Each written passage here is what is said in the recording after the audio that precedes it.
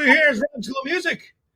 I'm hanging with Mr. Matt Moss. We're going to talk probably some of the coolest, most important stuff, I think, in the music business. We spend a lot of time on the show talking to people who are touring and, session guys, but it's what to do with the music once we create it. So, Matt, welcome. Thank you for having me on, Rob. It's an honor. Oh, well, it's an honor over here. Thank you. Oh, yeah. Flattery will get you everything. That's right. So, dude, so how did you get into music? My first question I always ask everyone is, what was the first?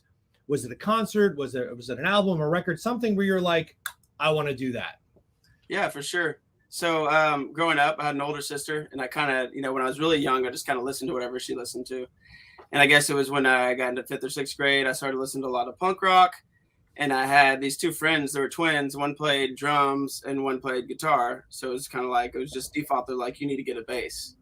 Well, unfortunately, I didn't get one, and I moved away to where I wasn't friends with them anymore, but I still had in my mind, like, I'm going to get a bass guitar. I don't know how to play it, but I'm going to get one. And so listening to bands like, I don't know, I guess NoFX, Pennywise, Jughead's Revenge, some of these kind of like new school punk bands, started listening to the bass, and I started learning some of the riffs and stuff, and learned to play along. And at one point, I loved the music and the angst of the music, but I was like, I feel like I can go past, I was really drawn to like melodies. And I think like even like a band like NoFX was interesting because all of their punk rock, like they got all, if you're familiar with them, they have like all kinds of harmonies and melodies that you wouldn't usually find, like in something like Subhumans or, some of the more just like kind of, I guess, trashy punk bands. And so that kind of like gave me that crossover there. And from bass, I started to take lessons and kind of got into some fusion and some jazz. I went all the way from like listening to bands like NoFX and Pennywise, listening to Bella Fleck and the Flecktones, and Return to Forever and stuff like that. Came out with a solo bass record. I was like, okay, I'm gonna like just play solo bass, right?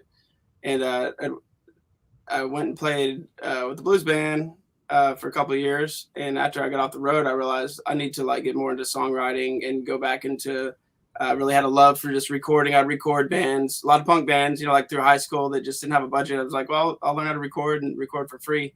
So it's kind of all the while was becoming a better musician, better performer. I love to record. I hadn't produced necessarily yet, and just started to kind of make tracks. And at the time I had got married, and I was like, well, I live in little itty bitty Lake Charles, Louisiana, and I'm still going to make a living doing music, whether you like it or not. And so I looked into the sync world. There's a company that's pretty popular. It's called taxi.com. And that's kind of how I got my start. A lot of questions answered about how does it work? How do you write music for it? The first thing I learned, which is I think the biggest mistake to someone that really wants a career in sync, is you can just take whatever music you have and just like slap it at the wall and be like, look at this great music I made. They're like, well, it's okay, but it's not really made for sync, Not that you can't get any song placed if it's good enough, but so it was definitely, even as I got better at mixing and writing the music, it was a process of just like really honing in on how to make music to fit that format or fit that world. And without not feeling like you like sold out, like I'm not just writing my own music that says whatever I feel like, it's but that's kind of like a really quick, like 15-minute leap, like boo. Of like, that's right, dude. We're going to unpack. There's so many cool things in there. So, first off, starting in the punk rock world, I love that kind of transitioned into, okay, here's this gritty punk stuff, but then we're going to get into, oh, wow, but there's some harmony there. There's other things going on. I think, there's people hear certain genres of music. People will be like, oh, punk rock, death metal, EDM, whatever it is. And they kind of just on the surface assume, well, it's just what we think it is. Right. But, guitar is my primary instrument. As you can see, I'm surrounded by a million of them. I tell all my students, when you want to learn a song, give me a song you're into. I don't care if there's guitar in it. I don't care if there's instruments in it. Right. Yeah. There's notes and there's chords, and we're going to find something in it. So that evolution, I relate to that tremendously. And then getting into the jazz stuff, my journey was similar. I was a hard rock guy, Metallica and things like that. Right. And then kind of grew into, because when I was in high school, it was like Korn and Limp Bizkit and all that terrible music. And I tried to steer clear of it, but it kind of got its hold on me for a bit. But then as I got into college, same thing. Like I studied jazz guitar, and I was like, oh my God, there's so much more. Right. And then bringing those elements into trying to write a pop song or a commercial song. So very, very cool there. Very relatable. So let's pretend anyone watching this, because I know my students were very interested when I was telling them about this, because I'm always ranting and raving about you're not going to get rich on Spotify with it's just not going to happen. But if you can get a placement on a song, and we got people watching around the world, man. We got our buddy Chris Ogden on here from the UK, great trance producer. Awesome. We got Sam on here. So this is going to be cool, and this will grow. I'm very excited to have you. So let's pretend. What's sync mean? I don't know what that means. I'm dumb. Tell me. Yeah, what does it mean? It's just short for synchronization.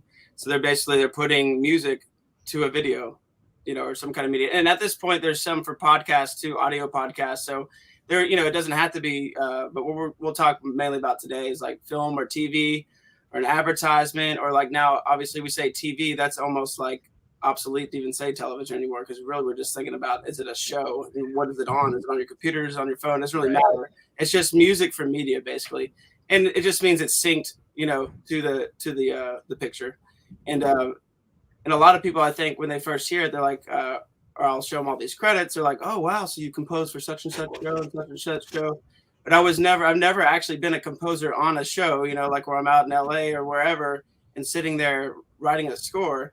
What I do is write tons of songs. And when I say song, if I refer to song, I'm talking about music with lyrics or instrumentals, which either are written for the occasion or they're stockpiled in the kind of format that video editors for a show are looking for to be available and accessible to them. Sometimes there'll be a video editor that has, a hard drive with 2,000 songs on them. They're all titled a certain way. They all have metadata, which is basically just a fancy word that means they have descriptions. Like if I type in honky tonk guitar, hip hop or something like that, then it might come up with some things that fit it just right, that are some quirky style, or it might just come with some hip hop tracks, and that's a lot of these guys for like say a reality show, they put so many songs in the background that they're just sitting there searching through this music. But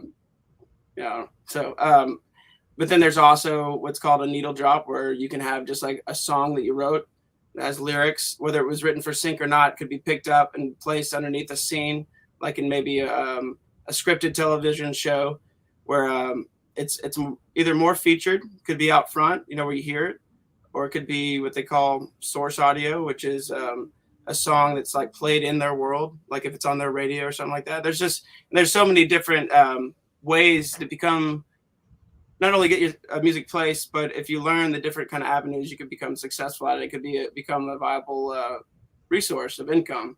Totally. Yeah. I mean, the different avenues, we're definitely going to go down that a lot.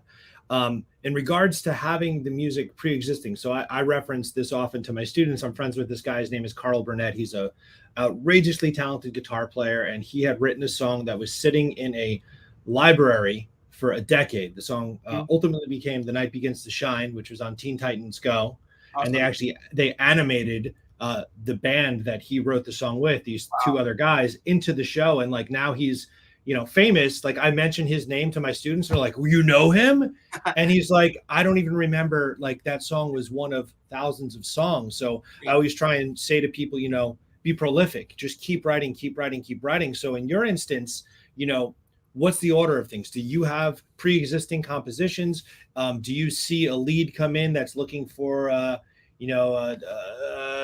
Telecaster guitar, funky, twangy, cue, and then you just got to bang it out? How's that work? So at this point, since I also produce bands too, so I kind of hop back and forth from not doing that, then I'm doing the sync, and then sometimes I try to get on a schedule of writing every week for sync. But usually when a brief comes in, which is basically an email from a music library or music publisher, someone looking for music, let's put it that way for now, that usually sparks my interest to start writing. So I'm like, oh, cool, they're looking for something. Let me write 10 instrumentals, and send them off, or let me at least write 1 or 2. And but when that's not happening, I'll take time and just know, okay, well, I'm really good at this one style, and this one contact usually likes anything I send them that sounds like this.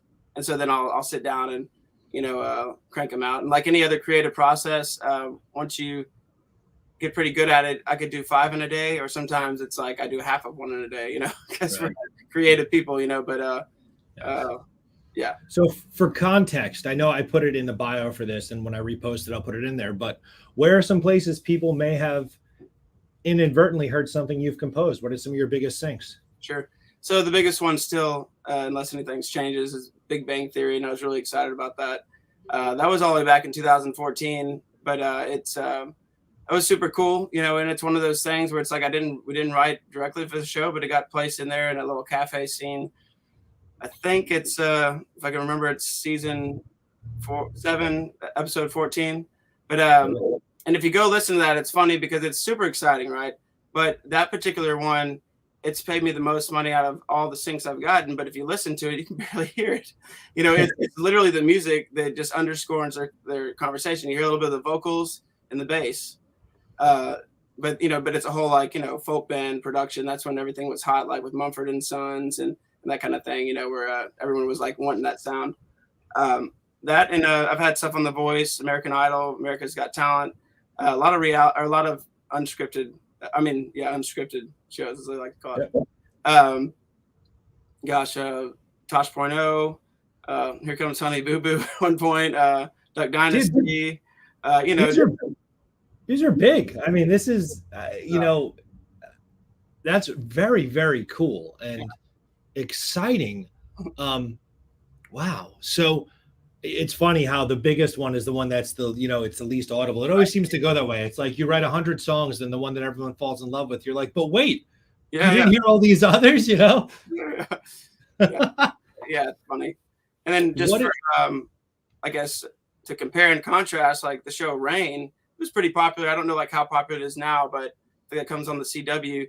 There was a song on one of the episodes that was literally featured. Like there was no dialogue. There was like an intimate scene or whatever, and you could hear the song, you know, way up, but it paid barely, you know. Still no. It paid okay, but it just didn't keep paying, you know. And that's where you want to get, if you get a show that like it's going to become syndicated, it's going to play all over the place, it's going to play in different regions, different countries. Just the last few years, I've been seeing my foreign royalties go up, and so you never know what's going to happen. You know, you get a song on a show, they may pay okay up front, then it pays better in royalties, and then a few years later, you're like, oh wow, now it's playing like in France and Germany, and so it's just it can start to snowball, you know, and that's kind of what we're looking for in this business. It starts really tiny. It feels like you're planting like thousands of seeds, but then when that first one like pops up, you're like, yeah, cool. It's like, how much you make? $50. How much you make on that one? 2,000. What about that one? 5 cents. You know, it's all across the board. It's pretty. Yeah, but dude, the life of a musician, right? We always have to have multiple pots on the stove, and then whichever one starts boiling, that's the one that we throw the spaghetti in and just keep going. And eventually they all feed us. So that's, again, super inspiring to someone trying to get into this world. And I think you casually answered a question I want to go a little further into, because I've seen things on Taxi, but I'm not really I'm sorry, this camera's having a hard time focusing on me. It's making me crazy. I don't know if you can see it. Distracting me. What? ADD. Here I am. I'm back. Okay. So I've seen like how Taxi has things where, you know, they're like, oh, they're looking for so-and-so for so-and-so, and it's arranged from this to this, and then it's a 50% split or blah, blah, blah. So in your experience, is it typically something up front and then, you know, something on the back end? Like you said, if it gets into syndication, what's the breakdown of that? You don't have to get into numbers specifically. Sure, obviously. The way that payment works. Yeah. Okay, so 95% of what I do is all back end, and even if there is front end money, it feels like back end because they take like if there's an upfront sync fee. Okay, so I'll just break it down. So like mainly for unscripted TV shows, they put so much music in. I encourage anyone that hasn't to go like, you know, watch anything like what is the one that I just had? American Pickers. I have a lot of stuff on there, like some rock stuff. But if you listen to it, that show. You'll hear anywhere from like 30 to 50 different pieces of music under there. Because I might make these 2-minute instrumentals, and they might use a minute of it, or they might use 3 seconds. They might. So with that in that business in that world, it's almost exclusively like back end royalties. And so a lot of times, since you can get so many of those placements, once you start getting rolling, and if you're writing a lot, you don't even know what you placed until it pays. Now on scripted television is a little bit different, and a lot of times they'll have a composer for the show, and so what they're looking for is songs, or if you got a cool instrumental, like say it's a hip hop instrumental they don't necessarily want vocals, and their composer doesn't really do that. You know, they'll drop it in there. A lot of times you'll get a sync fee for that, which could be anywhere from typically $500 to $5,000 is, for, and I'm not talking about like, famous artists and well known. I'm talking about, me, or anyone that gets started in this and starts to take some traction. And then, there's a little bit of lull in the way it works. It's once something gets placed, it's about 9 months until you get paid royalties. And usually the sync fee comes around about that time too, and it kind of depends if you're working, directly for a show or if you have a liaison, like a music publisher. Yeah. Do you find like, so starting out, and obviously you don't need to give away your, the contacts and things, but were you reaching out directly to like, see like the music director for a show or something like that? Or was it all through these sort of libraries that pitch for you? Like, are you pitching directly? Or if someone, like, hold on, let's get this out the right way. Reset, take two. If someone was going to get into this world, would it make sense for them to reach out blindly to music directors? Hey, I have something that fits your style, your vibe. For example, like Pawn Stars, they all their cues and it all sounds very similar. So it's like, hey, I write this way, check out my stuff. Or is it a safer bet to go through some sort of library that pitches it for you? Well, first of all, I would do research first to find out what you need to do, becoming a part of like a performing rights organization, finding out how royalties are collected in the way like songwriter publisher splits. Because if you, by the slim chance, you're just getting into this and you're able to you get in front of like a music supervisor or even someone that works on any show that has some kind of clout or say, they're going to be like, okay, we'll just send over, all the information, the metadata, and who owns what. Do you own the master? Do you own this? And you just be like, huh? So, I mean, it's a business. So we have to have that first. And if you just, at that point, you can either, I don't know how you, what you would say, you contact them back and just be like, I don't know what that is, or something. Yeah. They're going to write you off. Like, and they get so many emails and calls, they might, it's very, and I hear them say this all the time, they'll just send you straight to spam or block your email because, and then also there's some people, if you send it directly, if you send them an MP3 and not a link, straight to spam, because these people get so much stuff. So I would very much encourage you to start off first, kind of like learning about it, going, there's Taxi, there's different places you can go. And even without signing up, there's communities where you can learn a little bit about like, what's the appropriate way to pitch and things like that. For me personally, it was going to these songwriting conventions in Los Angeles where I'd meet other composers or aspiring composers and networking with them, becoming friends with them. And the first time ever, for my first sync, it was, I got into a music library because I met someone, became friends with them. And he's like, let's co-write something and we can send it to my music library. I'm like, okay, sweet. So we did that. And then he's like, hey, I think you're pretty good. I'm going to tell the A&R guy for the music library about you and see if you can get signed to do your own stuff. So even with like Taxi, if anyone's familiar with the way it is, you can submit to listings and they can either hook you up with like a supervisor, but more often like a music library. I've had things, what they call it, forwarded, to the company, but I've never actually made a deal like that. It's all been from going out and just like that organic meeting that person or the guy in person. And then some other times it was, the owner of the music library was there that another time, and I hung out with him, at the bar that night or whatever, and hung out and got to know him. And he's like, well, send me some stuff, you want to be, I think, and you want to be aggressive in the way of making sure all your stuff's together, you know what you're doing, and but not aggressive in the way that you approach people, or attack people, because people will run from that too, and you kind of learn that. But I think the most important thing is to find other people that are where you're at and maybe a little ahead of you and reach out to them and become friends and start a community. That's what really helped me. And it gave me the confidence too to actually pitch my music. So I pitched my music to plenty of people where they're just like, well, it's not quite there yet. And some I've gotten a second chance with, some others, just, never happened, because some of that you're going to have to do. You're going to have letdowns. You got to get really used to, I wouldn't say negative feedback, but critical feedback, I don't think anyone ever told me my music just sucked, but, they'll definitely be like, well, I think you have a ways to go. I think you're mixing chops and you do this and that. And I was like, okay, well, if I fix that, would you, well, maybe contact me back in a year, so it's a long game. And at first it can be frustrating, but like anything creative, but it's super fun. I don't know where I landed. I think we started with what we get paid, and ended up somewhere.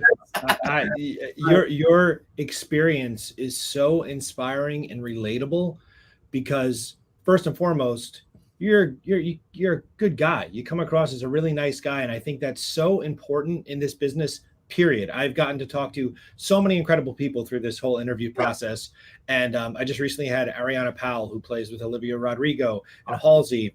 This guy Rod Castro, who plays on Beyonce records and tours with BB Rexa, and everyone has had the same. Everyone who's successful, like yourself, has had the same thing. Go out and meet people, be cool, be nice, be sincere, and the opportunities will find their ways to the people who are good people, and that's. We get frustrated sometimes. We feel like things aren't moving as fast sometimes, sure, but then someone will just plop in your lap because of something you did, 5 years ago. And the whole course of it's the same. It's with the people you meet, it's with the songs you write, and it's the places you put them. Because I have probably close to 700, 800 songs, instrumentals all over the place, and sometimes I'll just get a random, well, usually not a check, but a random direct deposit. I'm like, well, what's that from? It's like, oh, okay, that's from this little thing that I did a long time ago that ended up there, and so you just don't know, or some things I've written to try to catch this big huge opportunity. It failed, and you're totally ticked off for the next day or two, but then a month later, someone else picks it up, and then maybe a year later it gets a placement, and no. Yeah, dude, no, I mean, it's one of the questions in the chat here says, Rob, why do you have one coffee cup inside of another? Yeah. Well, because there's COVID germs on this green cup, and I don't want to sanitize it, so I just stuck it in my anti-COVID little koozie here. Cozy, however you say that word. And you couldn't pour it into it, I guess. I'm crazy. Just leave me be. I can't help it. I'd say I'm breaking my balls too, of course, of all people. There's a conversation starter. So I think let's go into the writing side of things. We'll circle back to more of the business part of it, but what is your process? Are you following particular trends as to, like, for example, like as a guitar player, there's a period of time where guitar was not super popular, right. And then there's like, I love guitar effects. I have a whole wall of them, and I like the way a phaser sounds, but a phaser isn't really popular right now. So when it comes down to like micro as in genre all the way to much larger specifics, or right opposite that, but what's your process with that? Sure. Like kind of how I listen to what's going on and how I approach that for my writing. Mm-hmm. Well, so the film and TV world is quite a bit different in the way of, usually they want something that's popular, right? And popular can mean, in other words, if it's alternative rock, that's not actually popular now, but there's a sound that was popular at one point, you know what I mean? And it became a staple. So they're looking for staple sounds, I guess, and usually not looking for experimental stuff. And if that does happen, it's like, oh, cool, let me try. I don't know if I can do that anymore, because you get so used to doing it a certain way. But I would say that, like, and I like to compare it to, like, if you're writing for pop or like top 20, and the people I know that do that, it's like, the writing, it has to fit into what's going on, but you're always pushing by 15%. With film and TV, people are like, we wanted to use this in our movie. That's going to cost us $250,000. But if you do it, we'll pay you $20,000. Can you do something that doesn't rip it off, of course, doesn't necessarily copy it, but is in the same genre and has the same feel? Or sometimes they're just like, look, I don't care if it has guitars or if it's synthesizers. It needs to hit like this, and it needs to have this lyrical content. And the vocal needs to be aggressive versus, or whatever. And so a lot of times it's kind of copying. I mean, it's not copying, but it's copying a sound, And I think as musicians and creators, we're always pulling from somewhere, right? We're copying from something, even if we're not blatantly copying something. It's like, I want this to have like a Black Keys feel, or I want it to have, let's just say like a, Buddy Guy feel, or let's go Muddy Waters. Let's not say Black Keys. And then how am I going to turn that into something that works now? So we're always like pulling from different inspirations anyways. But with film and sync, it's hard, or film and TV, it's hard to push too much, far off like what's happening now, because that's literally what they want to hear. And then with pop music, it's kind of like, well, we're going to what's next. And then just with creative freedom, and you're just trying to create something cool that whatever, I think you can push it. But with this, it's a little bit different. But I always find those spots where I can be mad, though, because like there's definitely some library music I've done that sounds very sterile. But most of the time, I try to put something in there, But as you start making it, you kind of learn what can work, what can't. Like I'm very like I love funk and I like funky stuff, but when I would do like this alternative rock stuff, I'd have to make sure that I couldn't just be like you know, like on the end, you know, I'd be like because I know they're gonna be like, oh cool, I could cut that here, put it at the end of the video right there, slice it up right there, eat some popcorn, you know, whatever you're doing editing video. You know, this isn't like the Matt Moss feature. So, and there, I think there's opportunity for that, and so that's why if you just did certain kind of library music, you get a little bored. Like I do. For a while, I was just doing a lot of stuff that kind of sounded like, I guess, Breaking Benjamin or something like that, or where it's just kind of it's hard rock. It's got like a lead guitar doing something with delay on it, you know, for the lead, and then you know, but it definitely has like that sound to it. And then I'd be like, oh, can I slap on the bass? No, I shouldn't. I'll just play with play with my fingers, you know, because I have to like make it sound a certain way. Sometimes you get that freedom where like, oh yeah, that was cool, and sometimes it's like, well, no, that's distracting, because remember, it's always going to be the film and TV. You're supposed to be lifting up the scene or whatever's happening. It's never to feature your music, you know. Now those times can happen, but I think if we get out of that mindset and just let everyone know now that the music is slave to the video rather than the other way around, we can grab, you know, pull ourselves around to like, okay, I get it, you know, like this isn't going to feature Matt Moss, and you know, maybe one day, I think sometimes, but, you know, not all the time. Well, that's the thing though. Like, I think it's super powerful. And when you can flip that switch in your mind, it's liberating. Like I played my own music for many years, 12 of them. And whatever, varying degrees of success, but never famous, never made money, you know, to do anything. When I started playing other people's music and doing corporate events and things like that, it was a switch in me where I had to say, wow, well, I'm going to play Wonderwall and I'm going to play Poker Face. But that provided me the financial freedom to go back and now write music and actually do things with it, because I'm secure using music as a vessel. But it took the switch in the brain to say, okay, it's not about me. It's how can this song, be it my song or someone else's, serve and service the circumstance, be it film, television, someone's biggest day of their life, you know, the unveiling of the new Mini Cooper car, whatever the heck it is. I think that's, as a young musician and anyone who's coming up watching this, I think if you can separate yourself from the art, then you will be unstoppable, because you have the boundaries are gone, you know? And it's so interesting because it reminds me of, I mean, and it's like in all different walks of musical life. It's like, if I go to produce someone, or I'm like co-writing with someone for the first time, but they're kind of paying me to produce, it's like me really teaching them kind of how to write a song, like lyrically. The first couple of songs, they're like, this is my baby. You know what I mean? Or like if they've never written one, or they say they come to me with 5 songs, like I don't want to change anything. Not everyone's like that, but a lot of people are like that, and I was like that. And but then I noticed a little bit further down, they're just like, oh yeah, it's just another song, or like this will be a good song, but yeah, whatever's gonna make it better, or what do you think? Let's do this, you know. And so the more songs you write, the less you're just like, you know, hold so tightly. And then I have another guy that I know that he you know, he worked in a music store when I was younger, where he has all this music he's held onto, and he's so afraid that someone's going to steal it. But honestly, I'm like, dude, part of the process of this stuff's good, but for it to get to the next level, he needs to show it to other people. He needs the feedback, and not from, you know, your wife and grandma and your little cousin Joey. Little cousin Joey told me it was good. But no, I'm trying to, you know, but you just need, you know, so like, you have to get out of that whole shell too. And then as far as being creative, it's like, well, you're sacrificing that. Well, go listen to my solo bass record. Like, you know, or, you know, go listen to this thing that I did, you know, like, you know, I mean, like you have to have an outlet for that. And then, like I said, even with the film and TV, you can find that to be your outlet as well. And I think when I started to get into more genres and able to do other genres, that's where it became really fun, because I never listened to like EDM, or I don't write EDM, but I write EDM influenced pop. I write pop with, you know, and so I've done some dance music, but I wouldn't say like I'm an EDM, you know, producer. But or even like with the synth pop and alt pop and indie pop, I got really into that because it was a world that I was never into. So now it's fun to not because I have to be the most creative person in the world, but it's because it's something I've never explored before. Or like when I bought a banjo and a mandolin and started putting that on tracks a few years ago.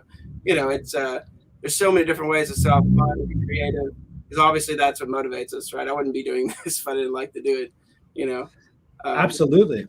And I think we all know that guy who just sitting on my songs and hoarding them and just not wanting to share them for fear that because once you start showing them to people outside your bubble, then you're going to get a critique, and critique hurts us because musicians are artists and inherently we are sensitive. And that's part of why we're able to be so amazing and creative, because we're in tune to something a little bit different. I come across that with people I work with, students, younger people. They, I had this one girl, she was incredible. She could write a song, man. She had a good voice. She had the look. She had everything going, but she couldn't finish a song because her music theory teacher in high school had told her how things have to be. And in music, I hate absolutes. So there are no absolutes, right? There's suggestions, really strong ones sometimes, but, again, putting down those boundaries and being free. There's a question I wanted to ask here too. This is something I usually ask this question. I'm going to rephrase it to make it, I think, more to this situation.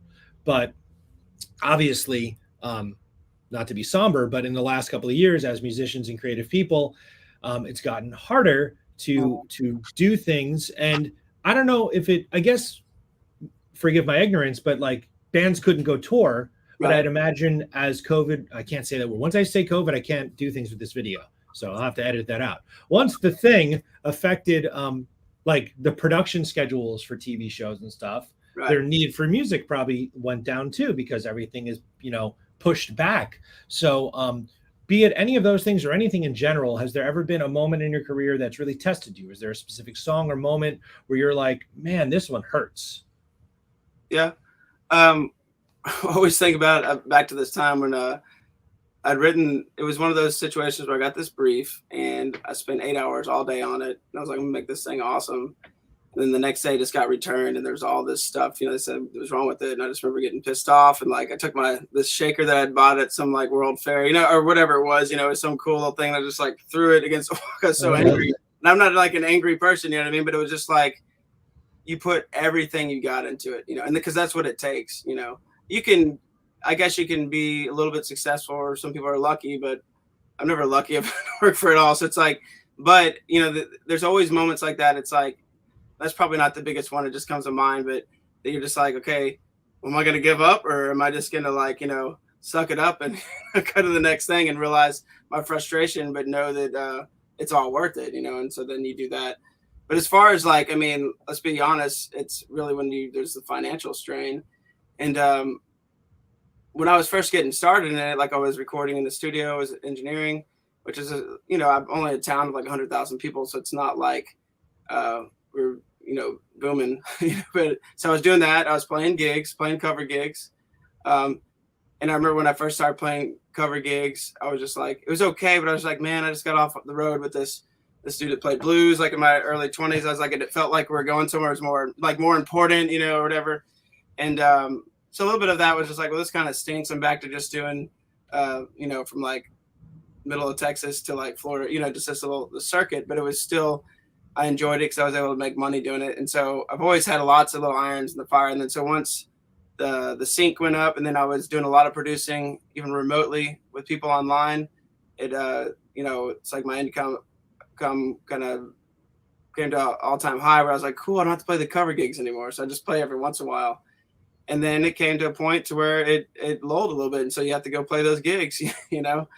And I've done other work, I've worked in IT. Actually, I have a degree in IT. There was a year where I did IT, and I tried to do it full time, and it just about, destroyed my heart, but doing it part-time was okay because it could supplement and then make me realize, okay, I really need to focus again, on the other thing. So I think we still have to always do, what we have to do. Absolutely, dude. And I think there's this bullshit stigma that musicians have to be only musicians. Yeah. And no, musicians have to eat. There's a time for that, I do believe, where you really push, so you got some money saved up. You're like, I'm going to do this, and get my money out. You got to go after it, right? And I think it pressures you to be like, I got nothing else. Like, I got this, these leads, I got a few gigs, and I got to hustle every day. But then there's also those times where you're just incapable of hustling. Like, I never thought the day would come, but like, I was just hitting it hard, all the motivation in the world. But honestly, the last couple of years, it's like I couldn't run off that motivation. I had to just get in my studio and do it, and then it's all happy when I'm in here. But like for some reason, it's like, wow, that fuel I used to run off of, where I used to be tell people like, it's like, man, you just do it. You know, it's like, it's fun. You do go off the excitement. Like, this is what you want to do. You know, like real motivational. I still like to be like that, but I was just like, now I understand how some other people feel. Sometimes you go through things in life where it's just, you don't feel like doing anything.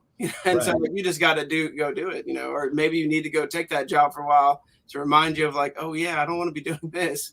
Well, dude, that's where I was going with that. So it's like the perspective, it gets muddy sometimes. When things are good, they're good. Yeah, and then it's my guitar teacher growing up, he had a studio and he played in a band and he taught lessons, and that was all he did, and produced and all that stuff. And I asked him, as I modeled my life largely after his, you know, what's the secret? And he goes, I wake up and I go in the studio for 8 hours minimum every day, like it's a job, like it's a 9 to 5. And if I'm bummed out, I go in. And if I'm happy, I go in. Yeah. And that gives you that perspective that, okay, if I got to do the bar gig on the side, or I got to take the gig programming or IT, whatever it is, like it's all good. But as long as you're putting that scheduled time every day into it, right, you're doing it. And that's, to me, like that's in my mind all the time, pushing me like, just go, just go, just go. Yeah.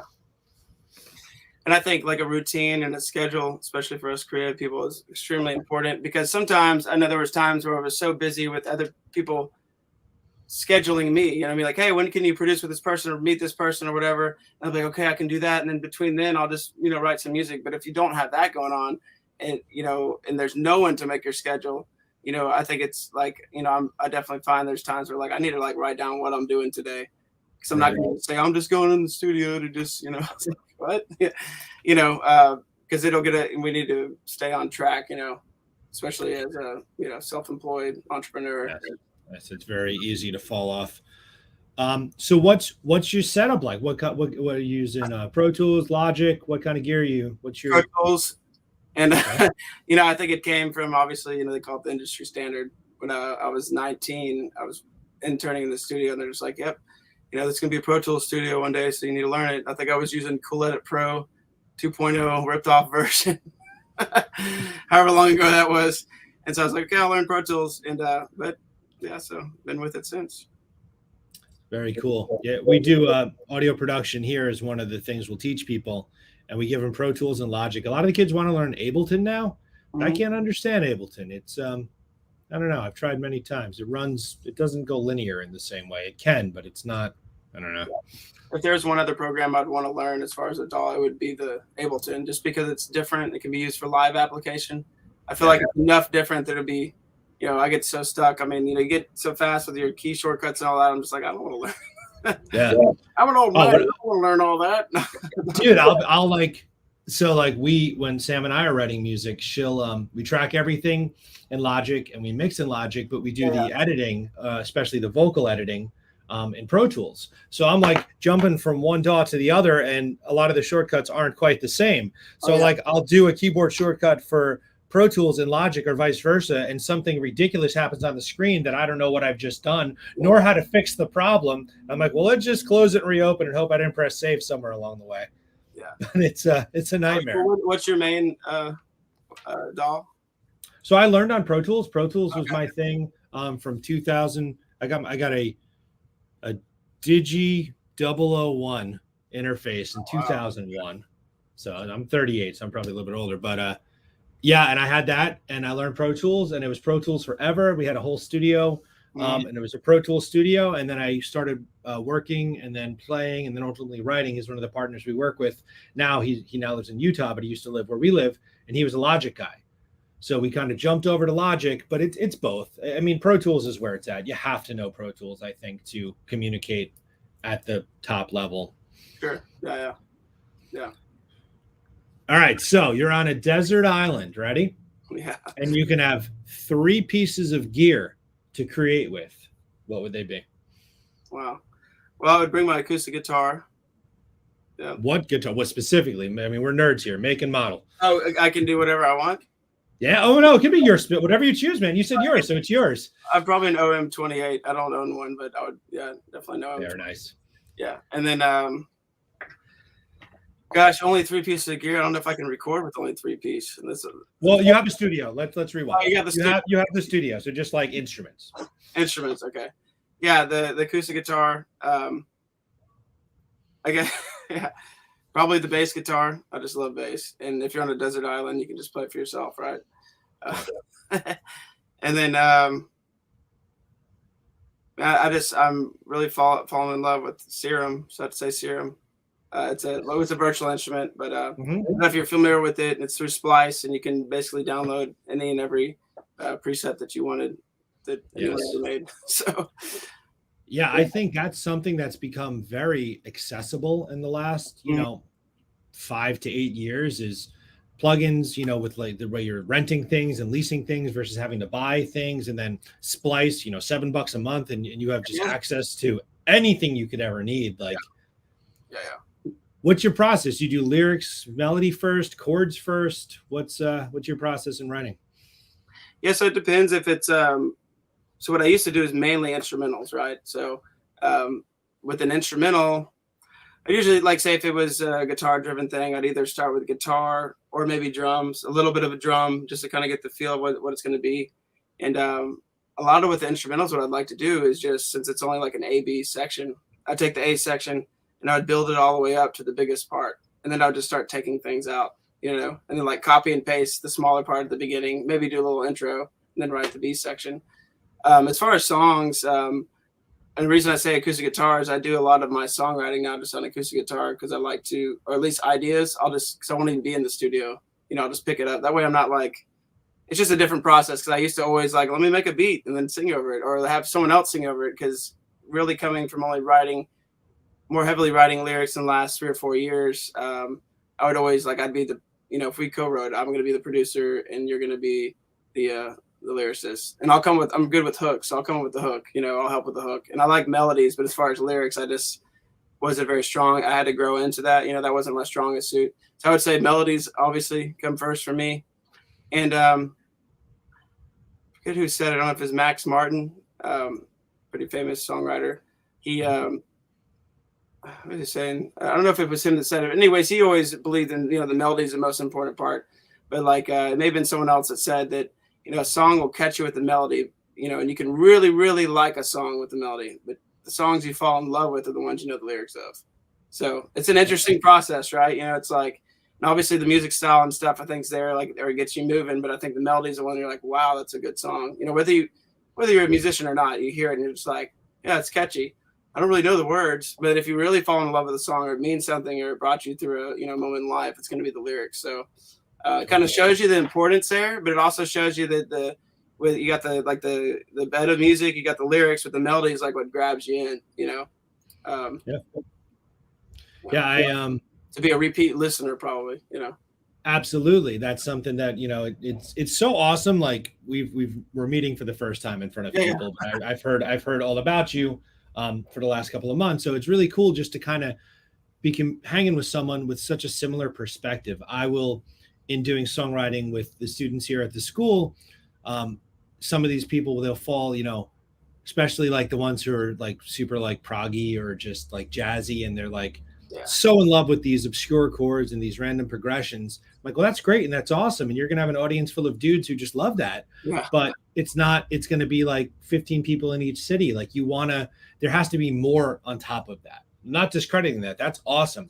But no, the melody and the lyrics, that's gonna, because you said something that I say the same thing, that I call it the experiential component.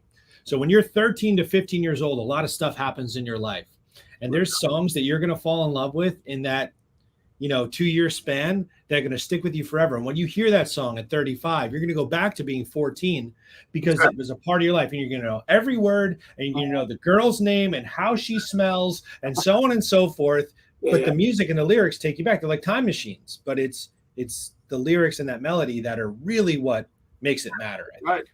Yeah. That is around that age. That's when I started playing. I was like 1998, 1999. I'm 37. So I was 13. Oh, so we're my 14th birthday, I got a bass. Cool. I play guitar and keys and some other stuff now, but that's still like, I'm, if I have to go play a gig, I'm like, can I play bass? So you're based out of Louisiana still now? That's right. Yes. Okay. So I love that, because I think a lot of people, like, so where we live, we're like less than an hour's drive to New York City. Yeah. And I feel like so many people here take that for granted because we're like jaded. It's like no big deal. New York City, Los Angeles, Hollywood, all these things. But now you could be anywhere in the world. And with a strong internet connection, you can be getting your music out there and collaborating with other people. And that, again, super, super inspiring. Yeah.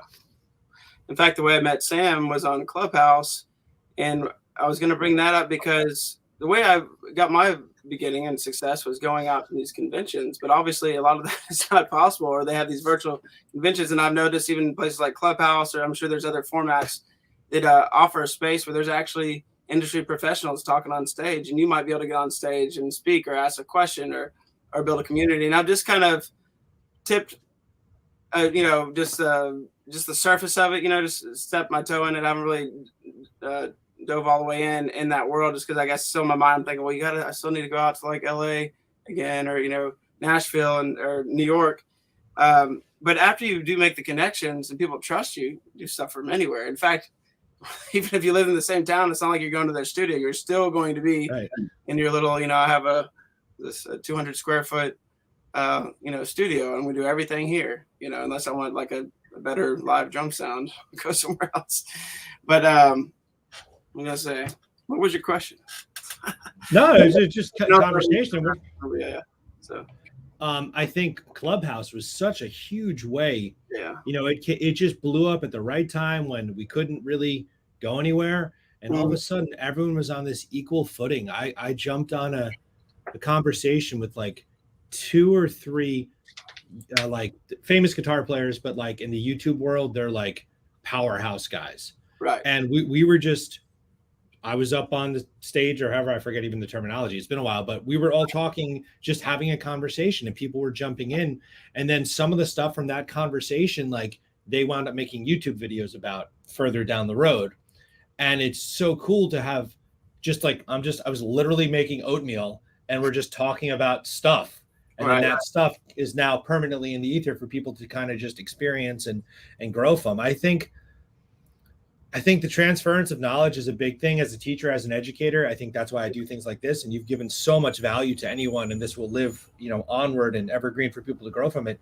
But I think like the gatekeepers, they're knocked down, man. Like it's all out there, and let the best music live on. And when, being close in age, like I remember when it was a big deal to be able to record music, like you had to go to a studio. Right. And then all of a sudden, the iMacs came out with GarageBand, and then you had free recording software with your new computer. Yeah. Or when it was special to have a website, but then MySpace came along and everyone had a free website. Right. Or when it was special to have a CD, a physical, tangible piece of music. And obviously we know what happened to that dinosaur.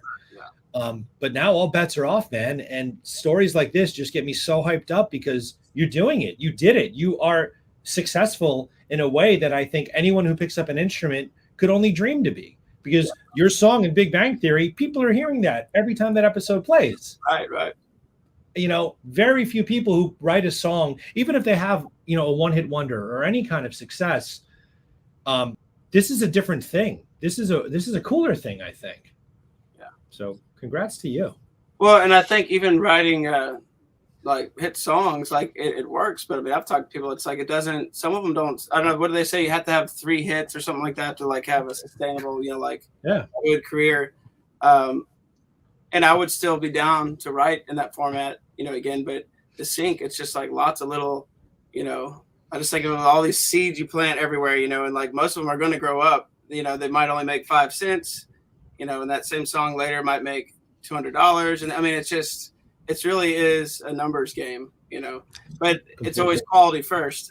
Once you get down, there are different kinds of type, because if someone's not familiar, they're going to think, okay, you have to write like a 3-minute song, lyrics, melody, fully produced for every, it's like, no, it's not like that. If you like to do the instrumental stuff, you can do like literally things that will work. I've done 10 tracks in a day. I don't like to do that, but it's just, if I had enough coffee, enough inspiration, and it's a kind of like a minimalistic, like maybe they just wanted like electric guitar, shaker, a kick drum, and some kind of chord padding in the background, then, you can, once you like, oh, I can do one of those, and you do another one, and so it's, but if that's what you want to go after, I mean, you can do well with it. It's just it's staying on yourself to just keep doing it. Totally. Staying persistent, I guess. Yeah. Yeah, that's the name of the game. Is just I literally have in my setup here in front of my face is a whiteboard, and it says in the biggest letters I could fit in the space I had, keep going. Keep going. Because that's the secret. Keep going. Yeah. All right. So at the end of my interviews, I do a series of rapid fire questions. It is this or that. It's music based stuff. A lot of them are like, so if I go like deep on guitar stuff, is that cool or is that not your world? I can go deep in some things with guitar. So. Okay. So if it's something you don't know what I'm talking about, that's okay. Just pass. Okay. So it's about some guitar nerd stuff, effects, and then bands. There are no wrong answers except for one question has a wrong answer. I'll let you know if you get it wrong. Feel free to defend your answers. Avoid saying both if possible. Okay. Ready? Okay. So if you're grabbing an electric guitar, is it going to be a Les Paul style guitar or a Stratocaster style guitar? Les Paul. Les Paul. All right. If you were to grab a Fender, would it be a Strat or a Tele? Strat. Okay. Do you prefer humbuckers or single coils? Single coil. Okay. If it's a Strat. Right. Yep. No, that's cool. All right. On your Strat, do you want a tremolo or you want just a hardtail? Tremolo. All righty. Do you prefer 22 or 24 frets? Oh, 22. All right. This is all guitar, right? This is all guitar. Guitar so far. Yeah, we got some bass stuff coming. Don't worry. For a pick, if you're using a pick, you want a thin, medium, or a thicker pick? A thicker pick, yeah. Coolness. All right. On your guitar strings, are they 9s or 10s? Well, the last I had on there were 9.5s. I go for 10 though. Yeah. Split the difference. Yeah. Dude, I used to play 11s. Now my hands are like, no way. But I definitely like 10s. 10s is my preference. Yeah. Cool. All right. If you're grabbing a bass, is it a P bass or a jazz bass? Jazz bass. On that jazz bass, do you want a rosewood or a maple fretboard? Not ebony. Okay. Rosewood. Yeah. Do you prefer a sunburst or a solid finish? Solid finish. Yeah. All righty. If you're grabbing an acoustic, you kind of answered this before, but a Martin or a Taylor? Martin. Yeah. Okay. If you're going into an amplifier, do you prefer gain built into the amp or like a clean amp that you're putting a pedal in front of? I'd rather gain built into the amp. Yeah. Okay. Did I get that right? No, you didn't get there. We'll tell you the one. Okay. How am I doing? Honestly, you're doing great, dude. There's no wrong answers. The right answer to every one of these questions thus far is both. Because how can you choose? I mean, we want everything, right? Yeah, for sure. If you had to pick on your pedal board for your guitar, a delay pedal or a reverb pedal, what would you pick? Delay. Alrighty. If you had to pick between a fuzz, like a fuzz face, or an overdrive, like a cloud or an overdrive, all right. A phaser or a chorus? Oh gosh, they're both terrible. Phaser. Okay, that's the right answer. But see, they're both terrible. They're not cool anymore. But I would put vocals through the phaser. Yeah. Okay, we fair. can do that now, but not guitar anymore. Yeah, right. Yeah. All right, and then just a couple band questions. These get really annoying. Sorry. Beatles or Stones? Beatles. Alrighty, John or Paul? Paul. No. Okay, I think so too. I think I would argue with John. I think I would. And I love his music, but I think we would argue. Bowie or Dylan? Dylan. Yeah. Okay. Zeppelin or Floyd? Floyd. Dark Side or The Wall? The Wall. Dude, I say The Wall too. No one says that. We're friends. Awesome. We can hang. And that's why I choose. All right, and then the last one here, because I absolutely love 90s rock. Pearl Jam or Nirvana? Pearl Jam. Oh, you're the best. All right, dude. Thank you. You're welcome. Yeah. This has been awesome. Matt, is there a website? Where can people find you? Where can they look to work with you and have you produce them virtually and such? Please tell me. Sure. MattMossmusic.com. So it's MattMoss music.com. Awesome, brother. Well, I really appreciate all of this. This has been epic. I will link all those things up. This will become a podcast later, so it's all going to be down there. And I hope to meet in real life one day, man. Hopefully when the world will find a way. That'd be awesome, man. Great to meet you, Rob. Thanks. All right, brother. You too. Thank you. Have a great weekend. You too. Later.